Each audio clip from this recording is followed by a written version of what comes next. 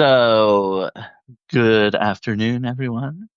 Um, I thought today I would like to talk about trauma associated with birthdays and anniversaries Mm. and anniversaries too, I guess. I mean, in for certain events and things like that. So part of the reason I picked this subject is I read a post by Miranda. Um, I think was it called 101? I don't 101 remember the weeks. 101 Yeah. weeks. Yeah. And And I put the link in the chat. yes. And you had mentioned in there that your anniversary was approaching. Wendy has mentioned that her birthday was at the end of August, I believe. I'm a Virgo, so I may have had a birthday recently or will have one coming up. So since all of us There's only a kind of few more Virgo days left, so yes, it's yes, one of, I it's know. one of these days. Yeah, it's it, but it's a. I didn't want to say it's a particular month because Virgo runs from the end of August through you Yeah, know right. toward the end of September. But anyway, um, so we all kind of have these things in common, and I know a lot of times with birthdays they can trigger some negative memories. Um, and with me, I don't necessarily have trauma with my birthday. I don't like it really. I mean, I've always had this kind of theory that if we didn't keep track of our birthdays, that we would live longer. And I think it's you can say that an age is just a number. You can say that all day long, but in the back of your mind, you've got this like I'm 30 years old now, or I'm 50 years old. I'm halfway to death, or whatever it is. Yeah, right. It's just a number, but you know what the number is. Exactly. Exactly. It's still back there. And, I mean, if you live to 100, even 50 would be halfway. And a lot of people don't. But, and it's hard to combat that when your mind's got that in there. And we celebrate it every year and everything. And, it's, and it's associated with getting older, the signs of aging. A lot of people a lot of people embrace it. They're like, oh, these wrinkles represent wisdom and whatnot. But then a lot of other people just they don't like to look older. They don't like the signs of aging. I don't. But and that also leads, of course, to thoughts of end of life, afterlife. So there's just a lot of things kind of associated with that day, you know, that Yeah, anniversary of your birth. And especially like in the queer community, there's so much self hatred that you might even resent the day that you were born, you know, or at the very least, resent being born the way you were. Yeah, definitely. I would yeah. definitely. That's true. Yeah. So, celebrating that doesn't seem like such a happy event sometimes, and it also leads to like you get to certain points in your life and you start comparing to other people. I've reached this milestone or whatever. I'm not as successful as this person who's, I mean, I do it all the time. I look at these young content creators, TikTok videos and stuff. I'm like, all these people, they're only in their 20s and they're making all this money doing virtually nothing. I'm like, I get so frustrated sometimes with that. I'm like, and I've worked and worked, and In I'm my day, we worked real oh, hard. yeah, I know, yes. And but it's so hard not to compare yourself to others. At least Yeah, it always I'm has over been for me. here like writing things, and I could have just made memes. Right. Yeah, why can't I just have perfected AI much faster and then use that all the fuck over YouTube and all the other social media platforms and made it popular and had millions of dollars on it versus sitting here and having real human conversation.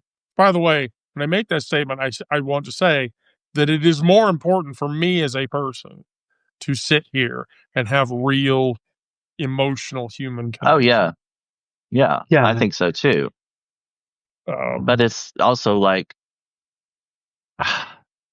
I'm pouring my heart and soul into this thing, and I can barely earn a living, and this this guy, as hot as he may be, is just sitting on video and flexing, and you know I, there's a I don't know. there's a paradigm to be made there. Not to get off topic, but just talking specifically about the concept around the great American novel and or writing in general. And the paradigm that you see there is one of my favorite novelists is a guy named Philip K. Dick. Brilliant science fiction author. He wrote the source material for Blade Runner, and he wrote the source material for um, a bunch of other movies, and so forth and so forth. But later in his life, while he had done all of that, he was working at a McDonald's, Mm, and that you the thing you pour your heart and soul into.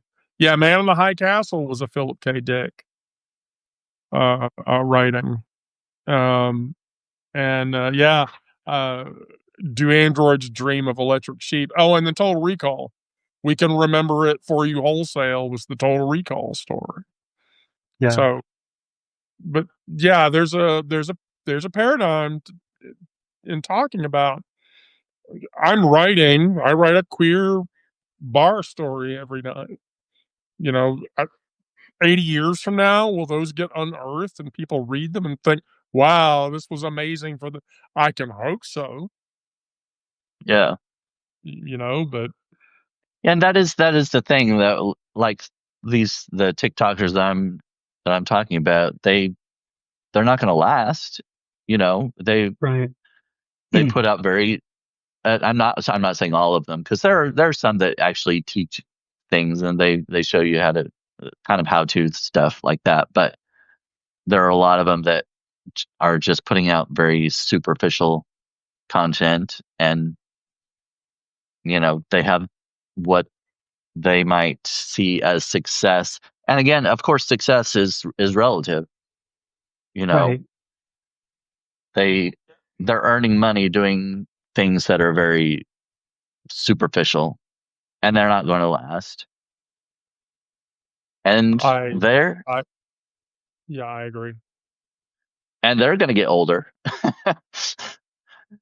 They will eventually show those signs of aging and stuff. And if all they've done up until that point is superficial stuff, what do they have to show for it? What are they going to do for the rest of their life?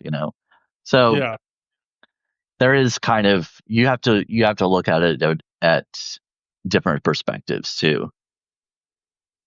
But anyway, um, so there's also still talking on the subject of birthdays, the birthdays of loved ones who have passed away. That can be very traumatic. Yeah. I mean, when my boyfriend's birthday comes up, that I've to definitely think of that leading up to and on the day of. Actually, I feel like it's even more, for me, it's even more profound his birthday rather than the anniversary of his death. Yeah. And I don't know why. I mean, I guess because I always I always remember his birthday no matter what. Yeah. And as far as his death goes, yeah, I remember that day as an event in my mind and how I heard about it and how I reacted and everything. I may not remember exactly the date, because that to me is less significant than just the memory of it. You know what I mean? Does that make sense? Yeah. Right. Makes sense. Yeah, very much. My relationship with my birthday is very complicated, and the reason that it is one of the reasons that it is complicated is because 6 days before my birthday is Zoe's birthday, my mother. Hmm. And so historically, that whole week from the 25th of August to the 31st of August was a very painful week because she would drink a lot. And the more she drank, the more aggressive and physically and emotionally abusive she got. And so, an example would be for years, um, you know, after I left the house and moved away and moved as far away as possible, um, she would still call me up every year. And like an idiot, I would answer the goddamn phone and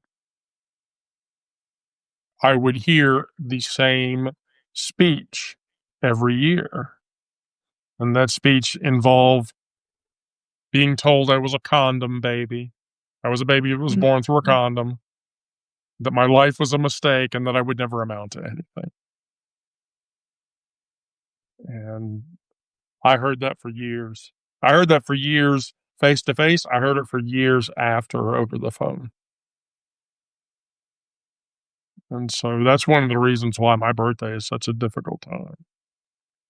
She's been dead since 2014, and I am still afraid of that phone call Yeah. very much. So what, if anything, do you do when your birthday approaches to kind of combat those feelings? A lot of very not healthy things. Usually, usually what I do is I get up in the morning, I smoke a shit ton of weed, and then I take a very heavy, sedative dose. Usually like 4 tabs of valerian root, and I just try to sleep through it. Yeah. Um, this last year I To didn't. like delete this day and wake up tomorrow. Yeah. Yeah, if I could just sleep through the day entirely and not be conscious of the day, then I wouldn't have the anxiety over, you know, being afraid of something that, like I said, since 2014 hasn't happened because she's dead. Um, and I want to point out that there has been the statement by one of my siblings that um, the one of my maternal siblings from my mother's one of my from my mother's other marriage, Jono, has told me eventually one day he'll start calling me on my birthday and doing the same thing Hmm.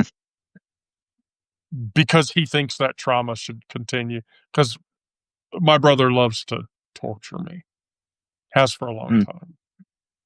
Hasn't happened, but yeah. But there's the specter of the threat of it happening. Yeah.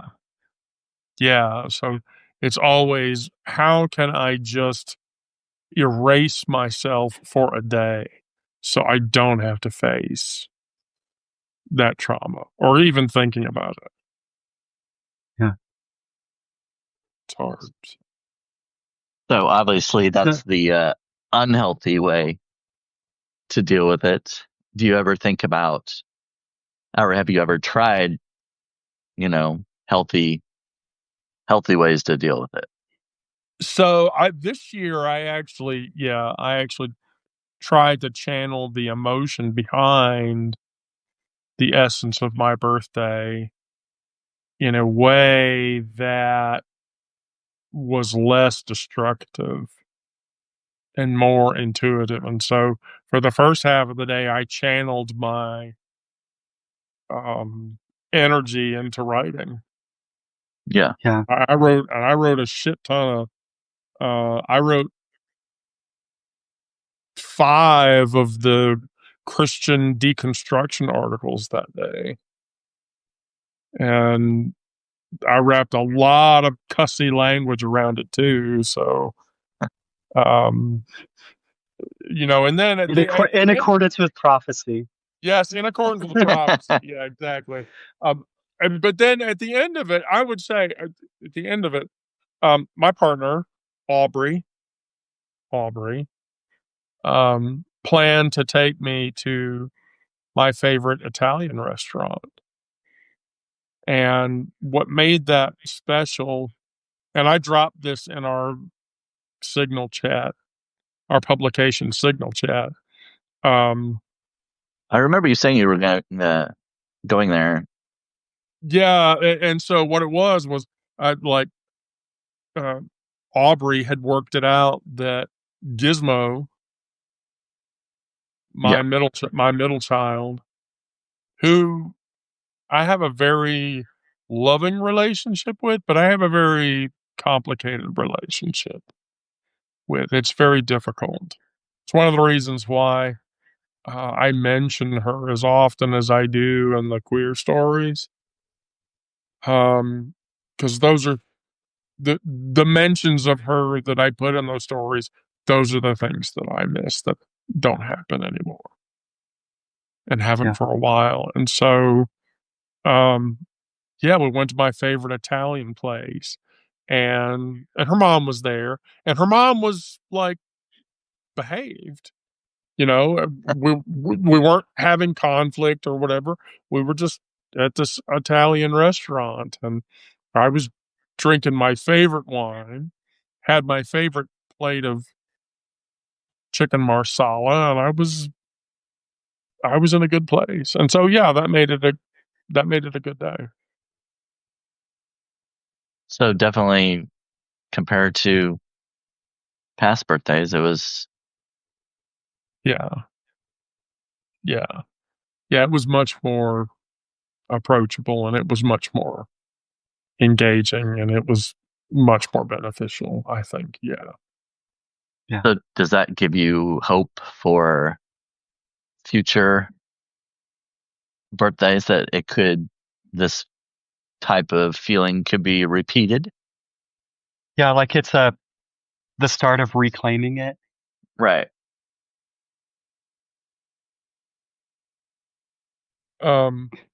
She's like, I made it through the day. She doesn't want. She doesn't want to admit it, does she?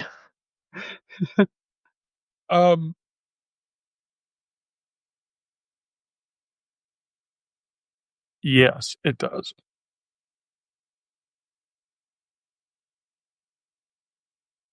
That's good. Yeah. Yeah, it does.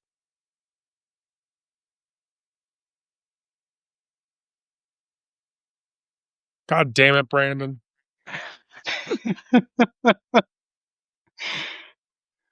Well, we'll come back to you in a little bit. How's that? So Miranda, and now it's going to be my turn to cry. That's right. Yeah. So, I'm posting my article link again. So there's a term from my article that you use that I want to define for everybody because I don't know if everybody in the chat knows that term, and that's tranniversary. Yeah.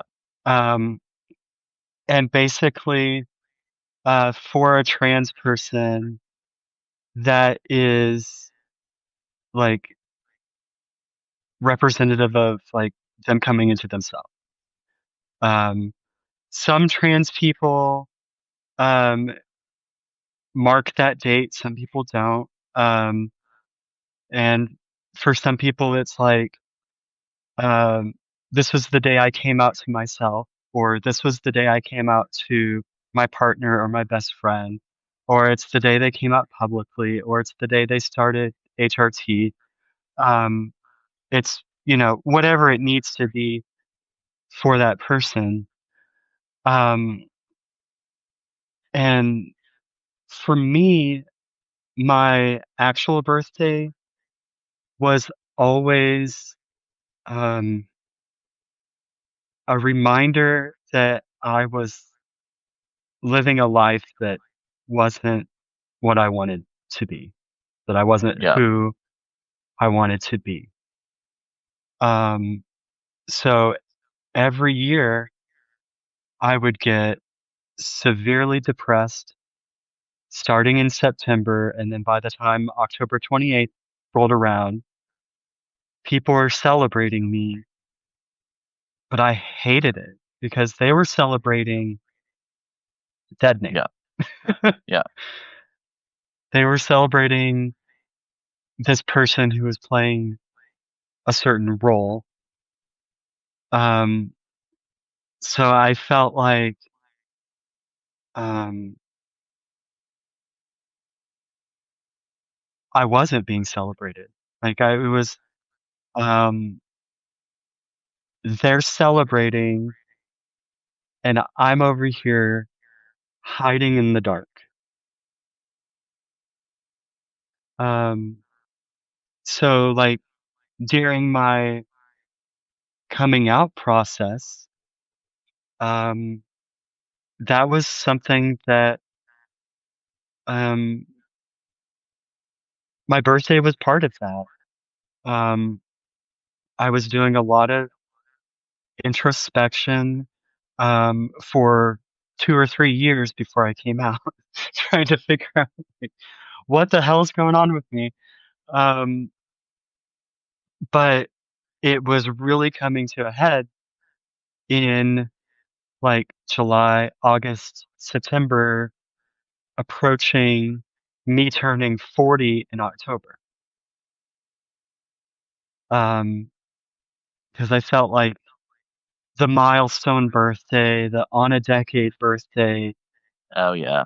was a bigger block. It was like, if I turn 40 and I don't have this gender thing figured out, then I never will.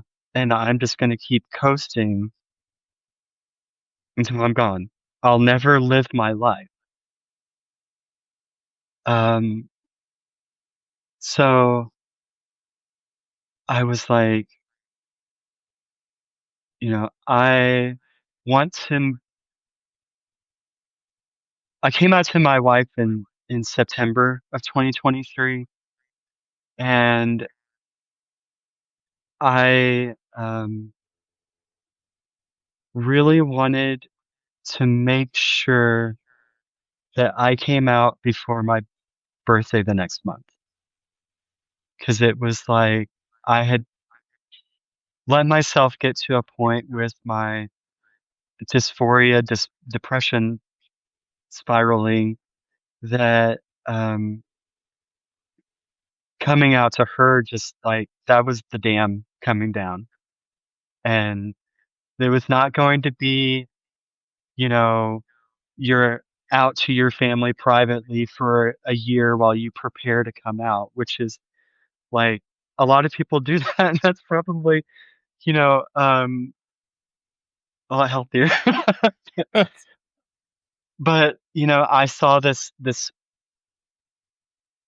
thing coming up that had always been a barrier for me.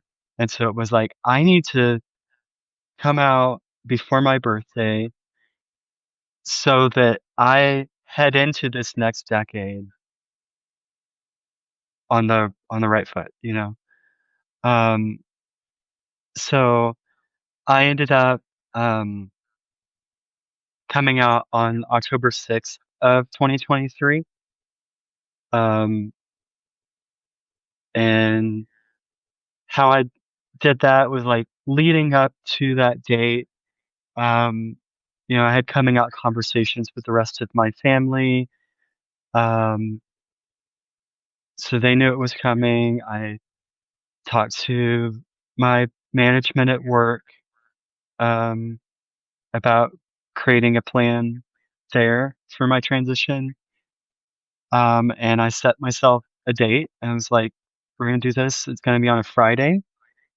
And I'm going to, um, go to the Friday morning meeting and then take the rest of the day off and drop a company-wide email with my coming out, and then, HR would follow up with a supportive email and, uh, you know, some basic resources and stuff.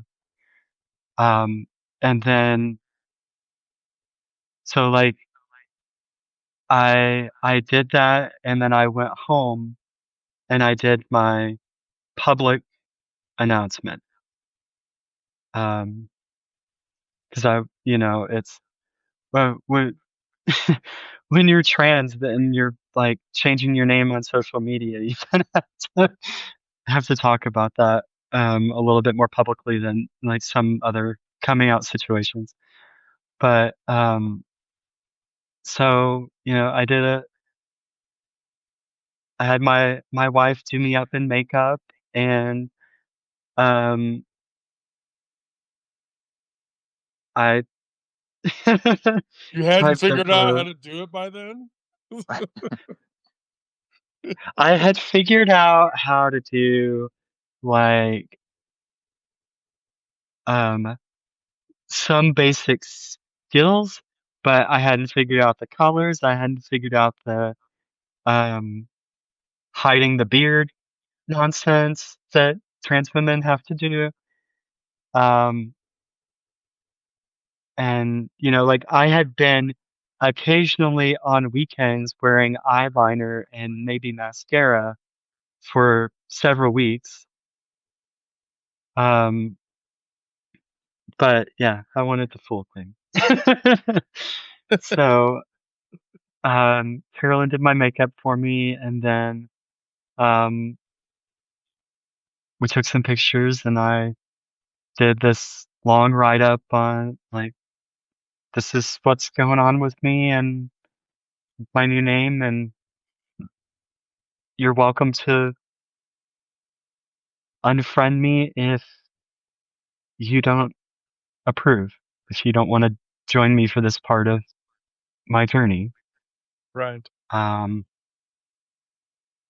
and maybe 10 or 12 people out of 1,000 Facebook friends unfriended me over the next 2 or 3 days. Um, and I talked before about that. I had this separate thing where I had sent my uh, grandpa a coming out letter before Right. coming out publicly, Oh, yeah. and you know, he posted the day after I came out, um, a meme about how God knows your gender and you can't change it, and then unfriended me. So like that was his dramatic exit. Mm. Um, but yeah, so for me, like October 6th is a day that I feel like really celebrates me, and like I, you know, think about my upcoming anniversary and Like that was the day that Miranda was born. Yeah. And then that made it easier 3 weeks later when my birthday did come around that finally we're celebrating me. Not just an idea of me, but really me. So now, do you still feel that depression in the weeks leading up to both those days? Um, I don't have just it's different. So like I still have a little bit of like heading into fall like seasonal Yeah, yeah. depression. Like I'm like I love fall. I love all the colors changing and oh I'm sad. Yeah. So like, that's still going on, but like um no, the other thing is totally flipped. Totally flipped. That's good. That's great. Like now I'm like, you know, hell yeah, let's do this. Put all the fucking candles. I'll blow them out. It's cool. Um, I sort of feel like the last couple of birthdays that I've had, um, when my birthday comes around and I think about it, I cut myself a piece of cake.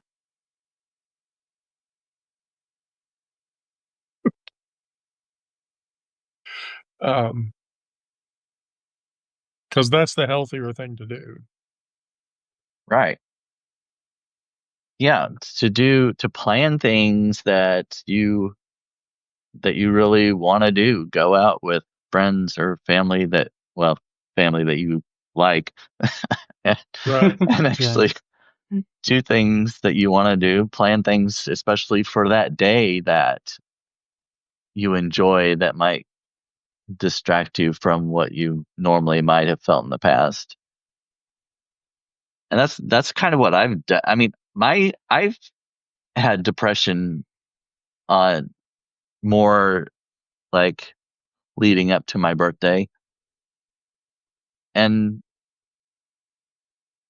I don't, I mean, there are a few times that I've gone out with friends or had some kind of celebration that was fun, but I don't know. I've always, for the most part, I've never liked uh, well, I mean, for a long time, I didn't like myself, so I, I guess that was kind of associated with my birthday too. It's like I don't want to celebrate myself. What you know, yeah, I don't I don't think anybody else really wants to celebrate me either. So why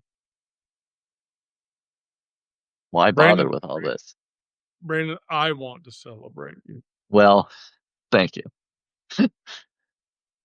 me And too. the other thing, thank you, thank you. Yeah. But the other thing is like, well, like I said earlier that if we didn't keep track of our birthdays, that we would live longer, and I think we would just go about our lives and be happy and celebrate whatever we wanted whenever we wanted. It doesn't have to be only on this day that we celebrate ourselves or celebrate other people. I think a lot of times birthdays are more for the people around us than they are for ourselves. yeah, I A lot of people that care about you want to celebrate you, and they use that day to do it. Give you presents or whatever. But just for anybody watching, you can give me presents any time throughout the year. You don't have to wait. I I have a I have an interesting birthday story that happened right on top of my anniversary, actually. was the year of my birthday that was also the year of my anniversary. And the thing that made it fun was there was a girl that I was dating at the time. Drea is her name. And she had come to my house, and then a bunch of people were at my house, like all of my trans and queer friends. Gizmo was there, Gizmo's mom was there, and a bunch of other people. And then Drea got everybody in the room sort of centered around in like on my couch or whatever. We were all sitting in a giant circle. And Drea said, I want everyone to go around the room and tell me your favorite Wendy story. Mm. And that actually made my birthday that day tolerable. Yeah. Because I think the thing that makes people sad is, especially around their birthday, is that one, you realize you're getting older, and then two, you realize that, or you think that people don't remember. Yeah. And so this is why I say this. Miranda knows what I mean when I say this, but when I build this community and there are people who participate in the community, I have two rules. And the two rules are really easy to follow. And rule number one is don't forget about anybody in the community, myself included. And then two, when people ask, occasionally say nice things, because you can't always say nice things about a person, but you can occasionally say nice things. And so Mhm. those are I hate to say that, but those are the conditions of my friendship. Because, as you suggest, Brandon, that's the very thing that I want to avoid, is the belief that I'm getting older and nobody remembers, that interaction. Yeah. That they don't care. Right. So I had that. Oh, sorry. no. I, a few years ago, I decided I wanted to do something fun for my birthday. I wanted to go play pickleball. And there's this place in North Kansas City called Chicken and Pickle. Okay. Yeah. And it's a chain, small, not too many. I think there are one in Texas and a couple other places. But anyway, I think you we might play. have one or two here. Oh yeah, Yeah. I'm looking this yeah. up. It's Talking. Chicken and Pickle. It's a lot of fun. I mean, they have pickleball courts, of course, and other outdoor games. At least in a couple that are nearby. But and it's a restaurant bar kind of place. They serve a lot of chicken sandwiches and lots of chicken, of course, chicken and pickle. And they have live music and trivia nights and stuff like that. Anyway, it's fun. But I invited several people, couple family members, couple friends, and basically nobody could go. They had other things going on, and they were busy with their lives and their kids and whatnot, and I ended up going, and it was kind of depressing. It was like this one day out of the year, you can't just maybe schedule this just for me, just this one day, and Yeah. that's how I felt about it. I was like, and it was kind of depressing, and I felt like I was um disregarded, kind of. Um, but I ended up asking a coworker who we were acquaintances. We weren't like real close friends, but we talked a lot and stuff. And he went with me. and we had dinner. We played pickleball, and it was fun.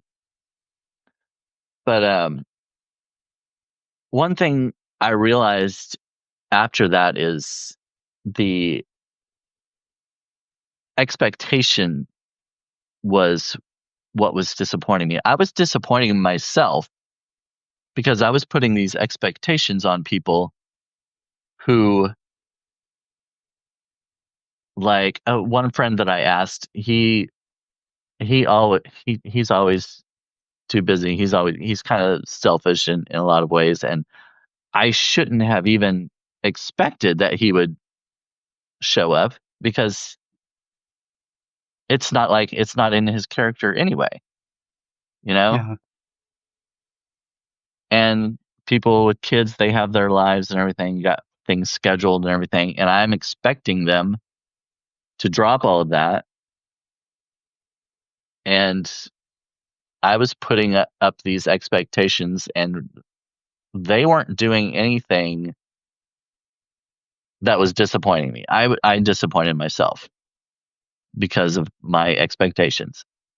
So the following year, I did this again. I rented, or I reserved a pickleball court. I invited a bunch of people, but this time it was my attitude that was different. I was like, if nobody shows up, I don't care. I'm not expecting anybody to show up. You know, there were a couple people that I asked that I knew they had committed that they were going to come, so I knew that I would have at least a couple people there. But Right. this time, everybody that I asked showed up, which was just so crazy. You know, the time that I don't expect them to, I'm like, whatever. You don't show up, fine. I don't care. Yeah, it doesn't matter. And then they do, you know. Mhm. But it was more surprising, and it was like they exceeded my expectations, and so that made it a lot more enjoyable and made it more fun. Um, so anyway, I'm not sure if that was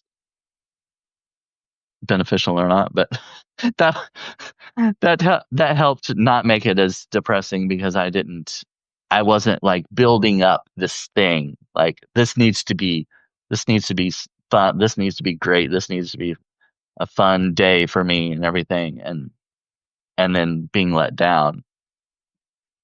I set realistic expectations, and I enjoyed it. Yeah. But I've had a similar experience, and it did not go well.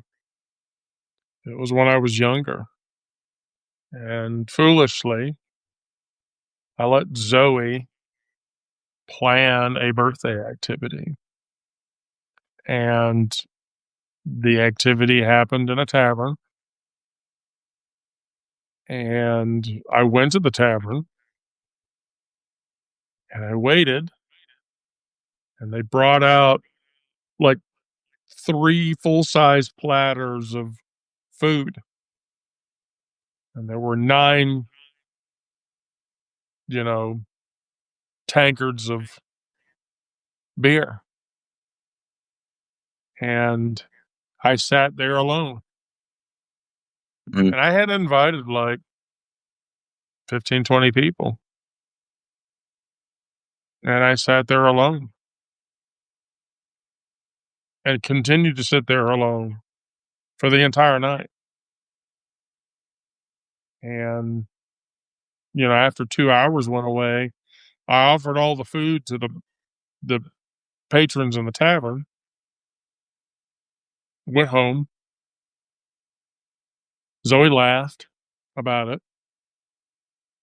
and asked me if anybody showed up. I didn't answer because she knew Yeah. that no one Yeah. had. Anyone who would have like RSVP'd, yes, she probably would have undercut that some way to make sure that they didn't show Yeah, up.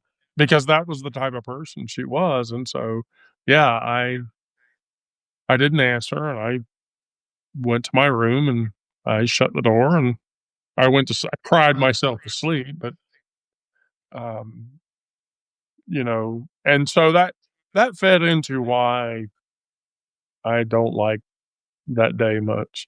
I love my Traniversary much better than my birthday, but I should also point out that my Traniversary, which I consider the day I started HRT, was January 6th. Yeah. Oh, I think I remember you mentioning that one. Um, yeah. Well, at least somebody was fighting for freedom that day. Yeah. Oh, I'm trying to make a positive out of a negative.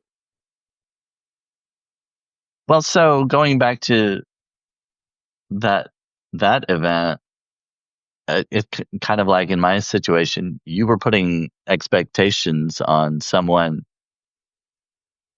that you're trying to make her something that she wasn't, basically. You were expecting her to be there for you and to create this good moment when that's not the kind of person she was. No. And from my perspective, and I think there are people who will understand this sentiment, is that with Zoe, well, for one, I was a people pleaser with her. And as a people pleaser, an emotional monitoring person, I did that to avoid from the abuse that I sustained when I was a kid. But the other thing too was that I always held out hope that if I did what she wanted me to do, if I behaved the way that she wanted me to behave, that she would eventually turn into a mother. Yeah, yeah, Yeah. It just never happened. yeah. And We want to believe that we can change people that are horrible. right. There's that whole narrative about, if you're a guy, you marry your mom. And if you're a woman, you marry your dad. And why do you do that? The psychology of why that happens is literally rooted in the fact that you're marrying somebody like your parent because you're trying to rehabilitate your relationship with your parent.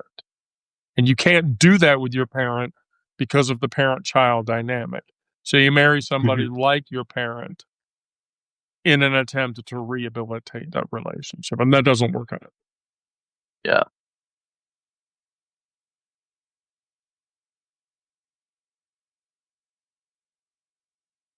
And I'm not going to say any more about that because I'll start crying again.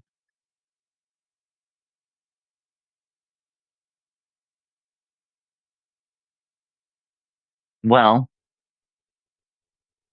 we are nearing the top of the hour.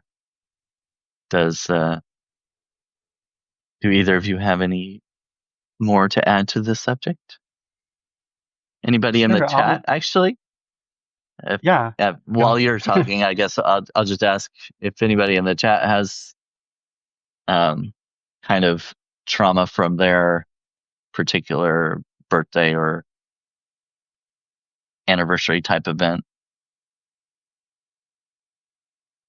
Yeah. So I was talking about reclaiming things and um, also about, the barrier that my birthday felt like for me. One of the ways that I reframed that barrier is um, to celebrate myself and who I am on my anniversary, and then on my given birthday, um, like celebrate the defiance of being a queer person in this country at this time. Um, Right. I I've said in places before that I spent the first 40 years of my life not wanting to live. And now I want nothing more than to have 40 more years. I want to grow old with my spouse. I want to see what my kids make of their lives. And I want to enjoy as much of it as I can.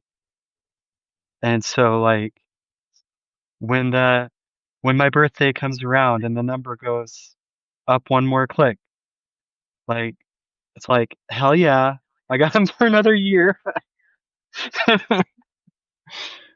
So, If you have, you have things to look forward to.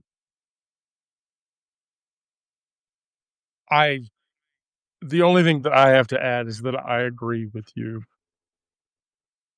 utterly and inexorably. I mean, I wouldn't be going to a Judas Priest concert tonight with my kid if I didn't believe that, one, I was going to be my authentic self while doing it, and two, I would be doing it with my kids. yeah. So yeah, I agree 100%. Yeah, I feel the same way. I feel like now I have things to look forward to. I can enjoy my life more being who I am. So I don't have to be depressed about being alive, Yeah. you know? You do know that with the proximity of readers of the publications that live in Kansas City or near Kansas City Yeah. or around Kansas City, that we're all just going to have to fly to Kansas City.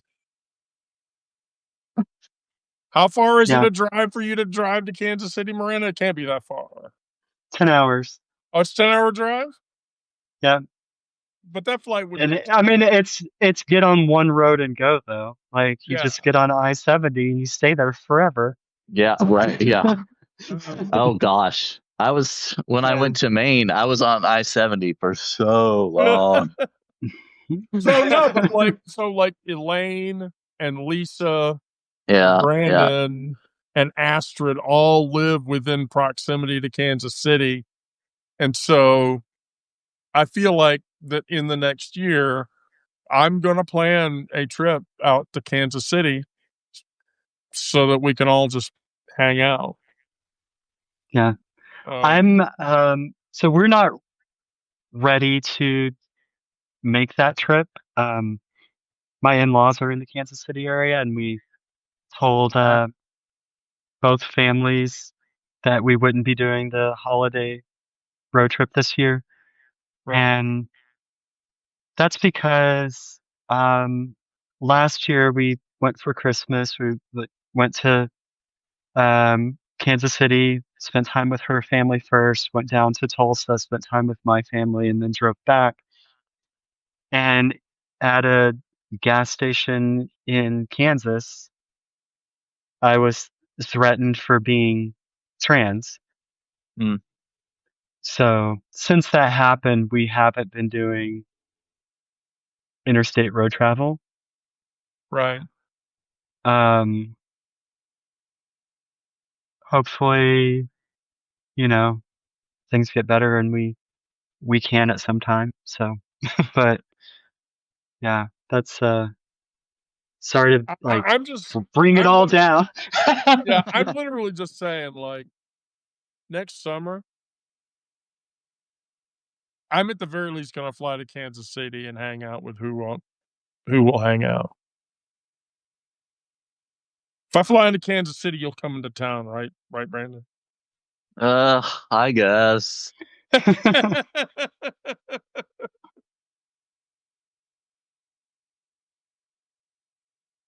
We'll Yeah, send Elaine to definitely. go fetch him or something. Yeah. I'll make sure you get a room of your own for a Oh few yeah, nights. you could rent a Airbnb or something, a house. Yeah, I like that would be like if I could get an Airbnb with like 3 or 4 bedrooms in Kansas Yeah. City, then convince like Elaine and Lisa and Brandon to come, and we could just hang out for 4 days and Play pickleball, Eileen said. yeah, Yeah. we could even get we could even get Eileen to use like her her stewardess points to get a flight Yeah. out to, Yeah. and we could just hang out for a week, for a few 4 or 5 days. I think that'd be great. I have to I have to show y'all Eileen- something pickle related that's related to the food pickles, not to pickleball. Oh, Oh, oh, pickle slices. So yeah, so I went to Hot Topic with my kids a couple weeks ago, and there was a set of like 5 different pickle earrings, and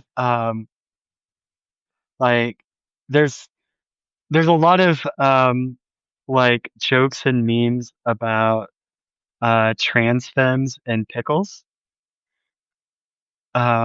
So I had to get the pickle earrings. yeah.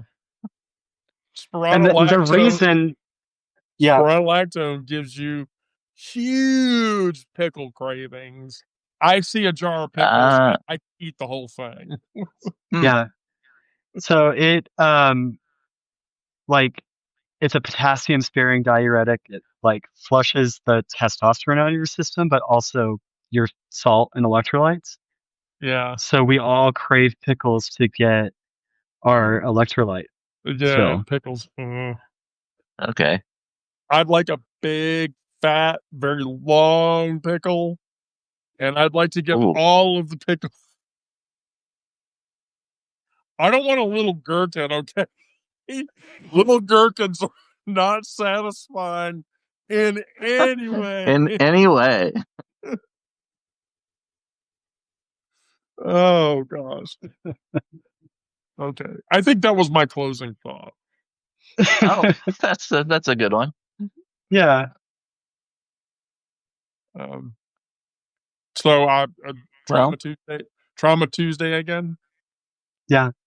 So I'm gonna tell you both. I started a group chat with you guys. If we're gonna keep doing trauma talk, I think that we should round robin the host of trauma talk. Okay. Would you be comfortable with that, Miranda? Would everybody in the audience be comfortable if, like, every time we did trauma talk, one of us, other than the person previously, led trauma talk? Would that be cool? I think it would be because I think it'd be cool, and I really loved what Brandon did today and picking oh, thank the you. topic and yeah, where this discussion has gone. This has been really yeah, great, I think. yeah. Thank you. I I'm think. really glad to hear that. I wasn't sure, how it would go or anything. So, but Well, thank you. the resounding opinion from the readership is that we should keep doing, because invariably the trauma talk videos that get published after we do the lives, they get a lot of activity, Yeah. both in Substack and on YouTube. So I don't think there is enough trauma talk or talking about trauma. Well, people want to avoid it most of the time. Yeah. Um, And so, watching people be vulnerable human beings makes other vulnerable human beings less vulnerable because they understand that yeah.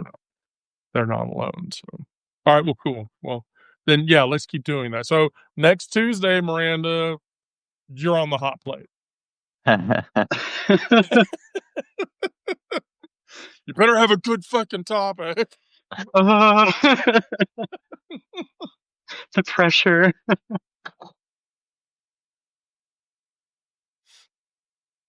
All right, well, cool. Brandon, Miranda, thank you both as always. Yeah. Yeah. I feel like we'll keep doing this. We're gonna have to give Trauma Talk its own domain. Why I not? mean, I'd be okay with that, but Yeah. Just like we do that, I'm not going to turn into Frasier. Okay, no Frasier. Oh, I have a trans related Frasier meme somewhere in my stash that I created. Um, it's like trans and trauma related. I will try to dig it up. Dig it up, And and you're going to post it in the meme channel. Okay, here we go. yeah, For everybody that's in the live, by the way, we have a group of Signal chats that all the paid subscribers get access to. And one of those channels is Elaine's Meme Swap, where basically Elaine, Miranda, Sarah, and like 2 other members of the crew all spam memes in there. I don't do that at all. I have no idea how any of that works. And so it is an interesting activity. So yeah, if you have that, yeah, dig it up. You know, maybe I'll post it the way I did your murder crows. yeah, The attempt to murder. Did you see that? That note, like Yeah, almost yeah. that yeah. note That no has one. more likes than anything I've written. Yeah, That's how it is. Oh, I feel like an influencer. How the fuck does that happen? It's not even my meme. I took it from somebody. That's why I try to attribute in the future. But anyway,